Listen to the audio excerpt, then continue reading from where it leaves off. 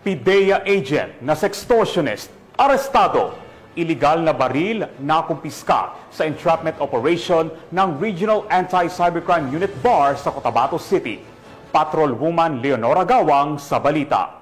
Isang agent ng Philippine Drug Enforcement Agency ang naaresto matapos umano'y manakot na ipapahiya sa publiko ang kanyang karelasyong babae gamit ang mga maselang larawan at video nito at pagkakakumpiska ng isang iligal na baril sa isinagawang entrapment operation ng mga operatiba ng PNP Regional Anti-Cybercrime Unit BAR katuwang ang PNP Station 2 sa bahagi ng Peña Francia Street, Rosary Heights 11, Cotabato City nito lamang ika-11 ng Nobyembre taong kasalukuyan.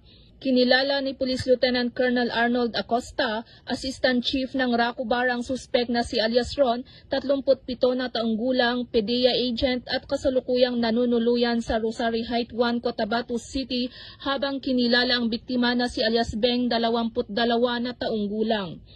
Ayon sa mga otoridad, isinagawa ang naturang operasyon bandang alas 8 ng gabi ng nasabing petsa nang makatanggap ang naturang unit ng isang sumbong mula sa isang complainant tungkol sa ginawang pamimilit sa biktima na makipagtalik at magbigay ng pera sa suspek kapalit ng hindi pagpapakalat nito ng kanyang masiselang larawan at video sa publiko.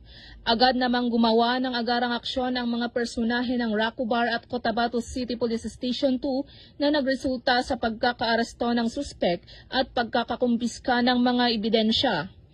Nakuha mula sa suspek ang 2 piraso ng trust condom, 800 peso bill, isang ATM card identification cards, isang unit ng Yamaha Aerox at isang caliber 45 pistol at 5 bala.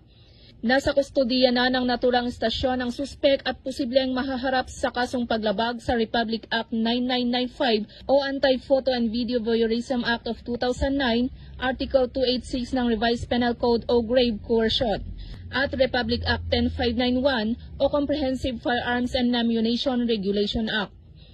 Ayon kay Police Brigadier General Jason C. De Guzman, Regional Director ng PROBAR, ang matagumpay na operasyong ito katuwang ang iba't ibang sangay ng pamahalaan ay patuloy na magsisilbing patunay sa maigting na kampanya ng mga kapulisan laban sa kriminalidad upang matiyak ang kaligtasan at kapayapaan sa rehiyon ng Bangsamoro. Mula rito sa rehiyon ng Bangsamoro, ako ang inyong Police News Network Correspondent, Patrolwoman Leonora Gawang, alagad ng batas, taga-taguyod ng Balitang Pulis.